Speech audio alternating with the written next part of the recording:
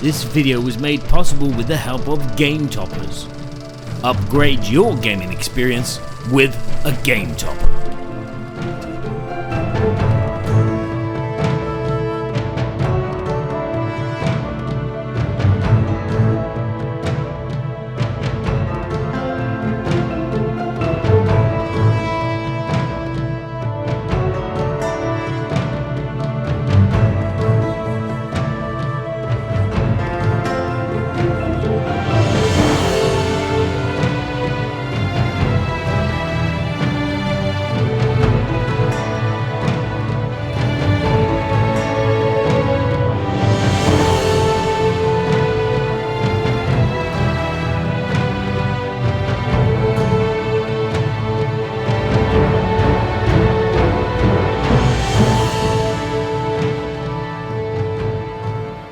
Hello chaps and chapettes, and welcome to another Board Games Everybody Should review of a game called Tiny Towns.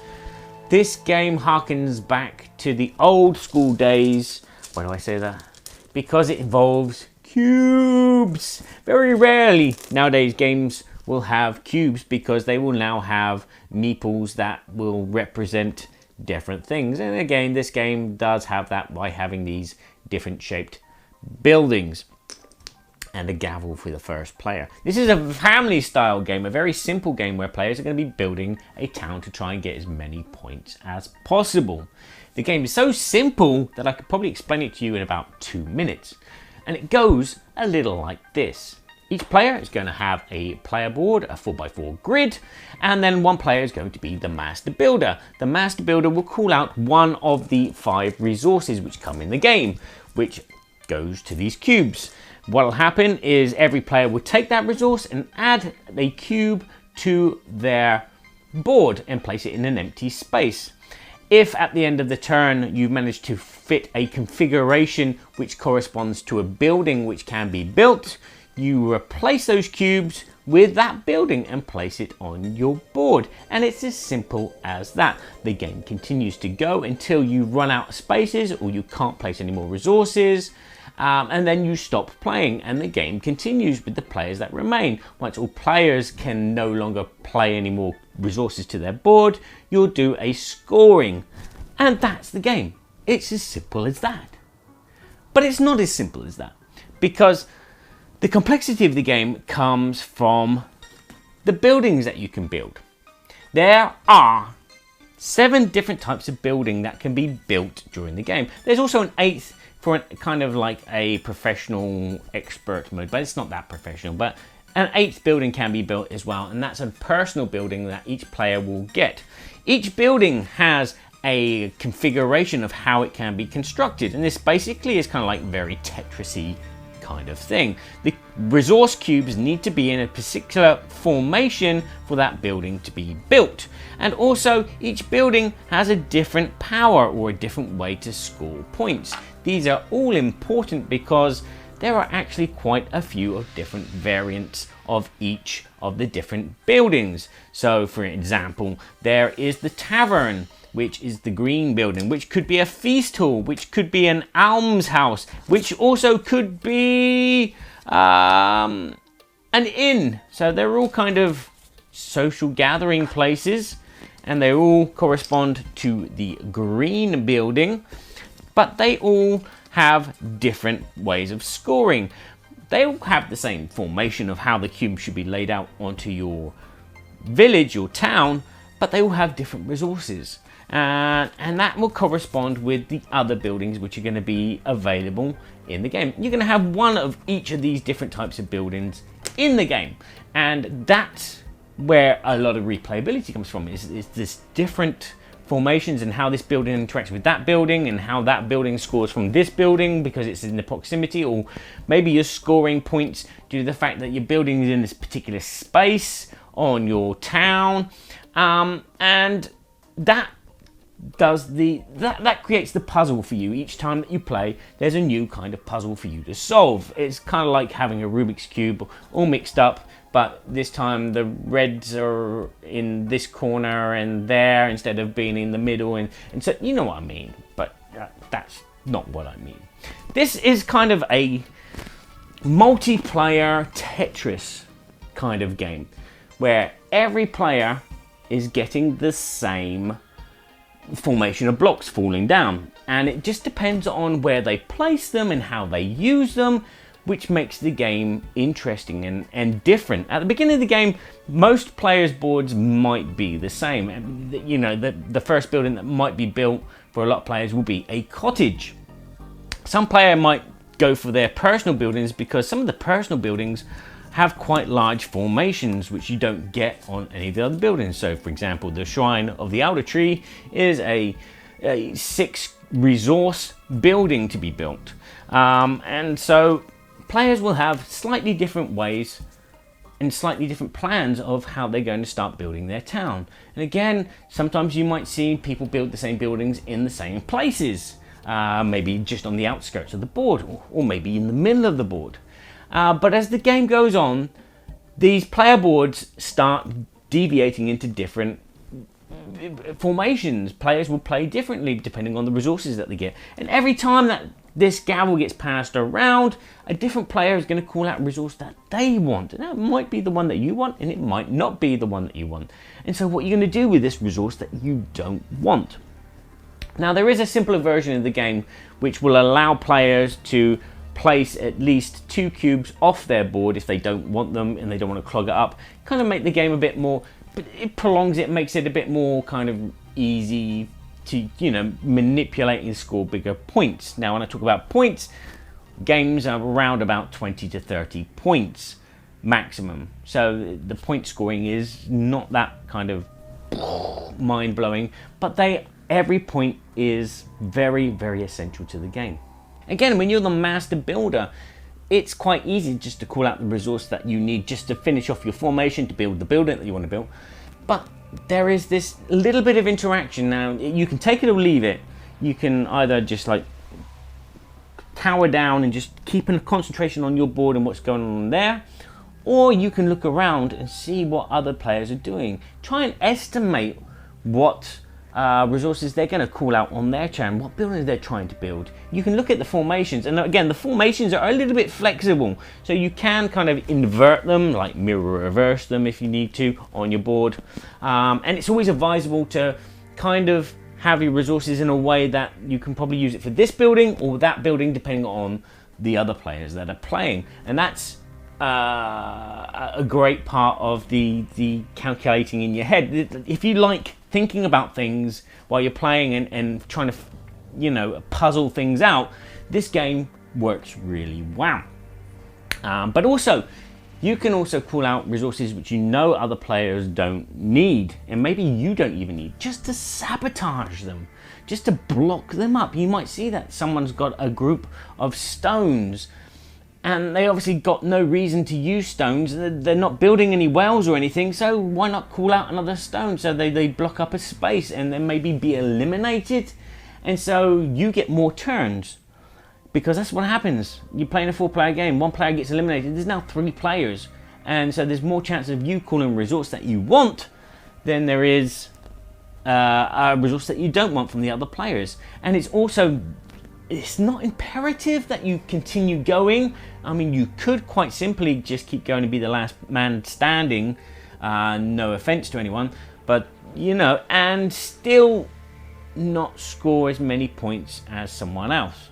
That can happen. So it is a game where you have to really plan out which buildings are the best buildings to build, which ones are going to give you the most points, and which formations are going to be the best, and obviously kind of guide the resources that are coming to you and place them strategically so you've got this kind of flexibility to build either this building or that building depending on what those players are going to call out. And this is the fun part of the game, personally for me. It's this kind of conundrum, it's the kind of Tetris thing, and it works really well. And it's simple, but at the same time, it's head scratching if you like having your head scratched. Young children can play this quite easily and understand it, and obviously adults and novices and experienced players can get a hoot out of this as well. Now, some of the buildings have different kind of powers. Some might have like really high scores if you build them, but they have a penalty with them as well. So you might only be able to build like one of them, but it gives you lots of points. Or it might, there's a warehouse that if you build, you have to place a resource on it, and that resource you cannot call out on your turn.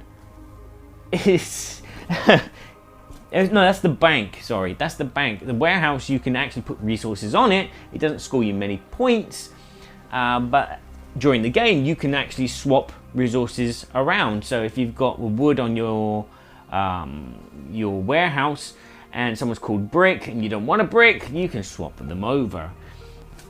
Nice. It's kind of thematic, and at the same time, it's an abstract game. That kind of shocked me when I first saw on BGG that it is marked as an abstract game, and I thought, oh yeah, it is really. But for me, it's like a thematic puzzle where you're building a town, and I enjoy that kind of aspect. I'm probably giving you a lot of clues about how I'm going to score this game. But anyway, problems with the game, colors.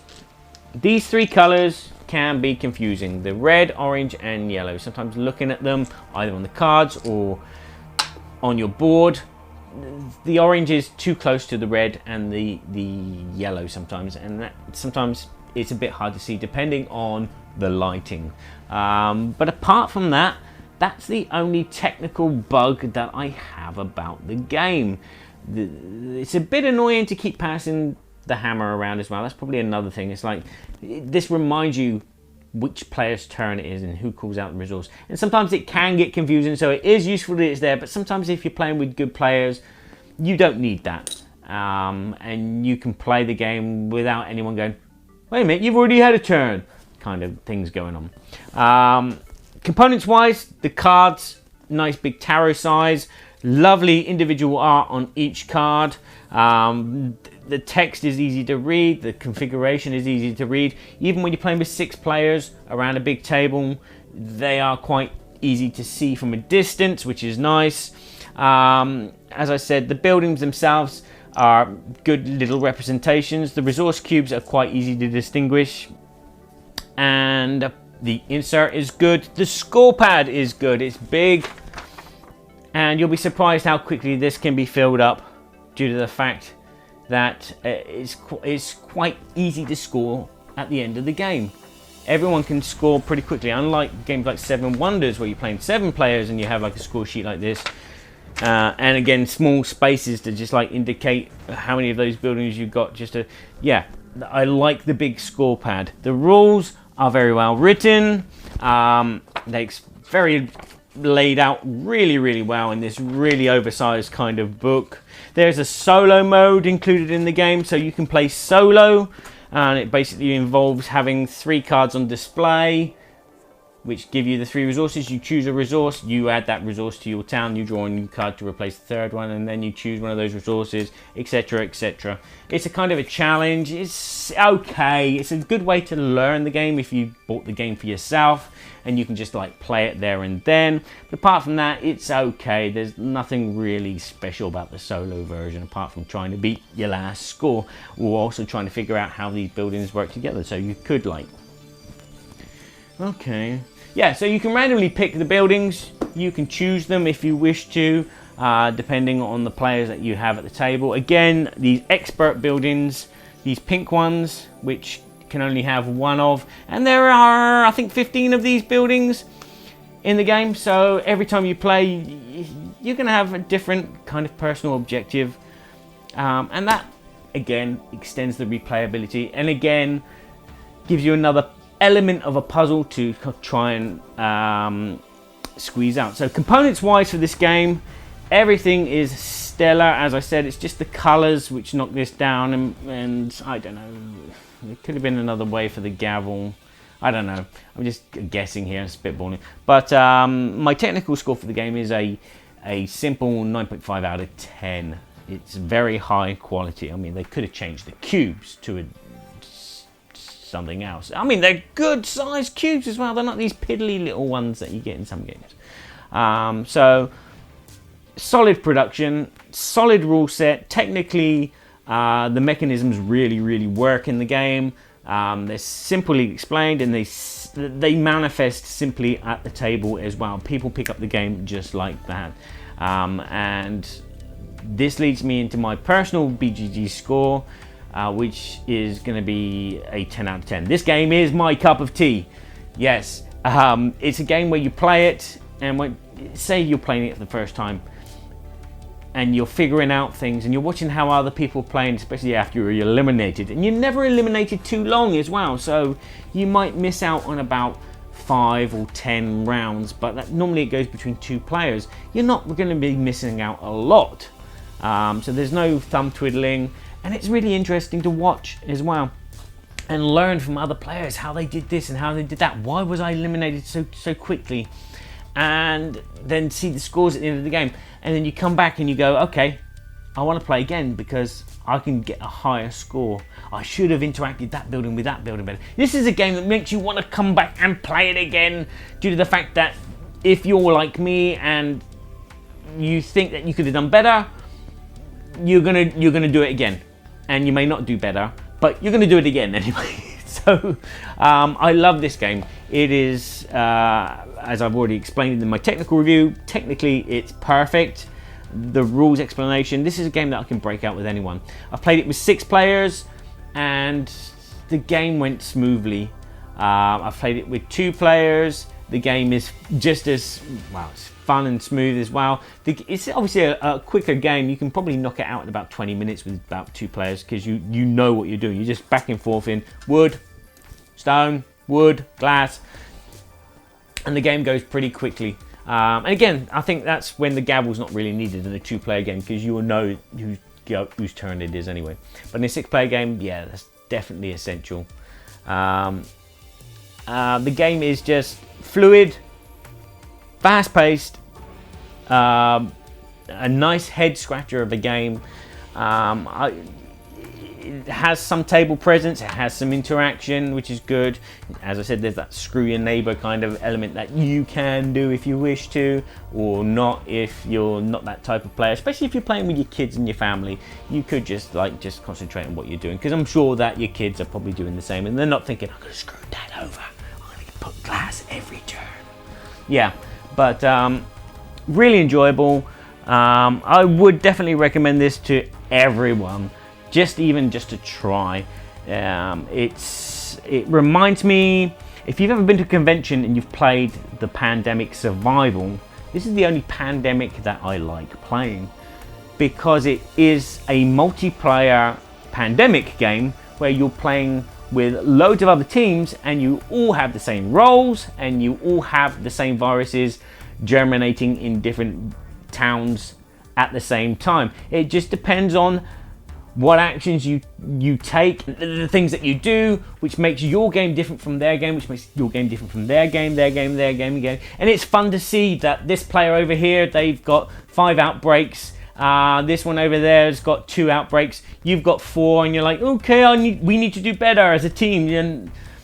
And this game reminds me very much of that. It's that kind of, we all have the same food served, we all have the same cards dealt to us, and it's just a case of how we play them, which will make our game great or not so great.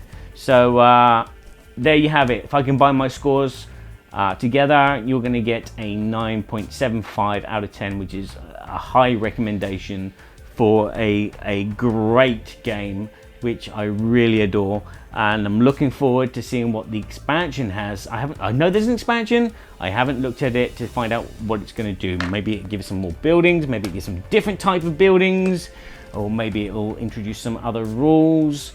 Who knows? But that's definitely on my wish list for this year.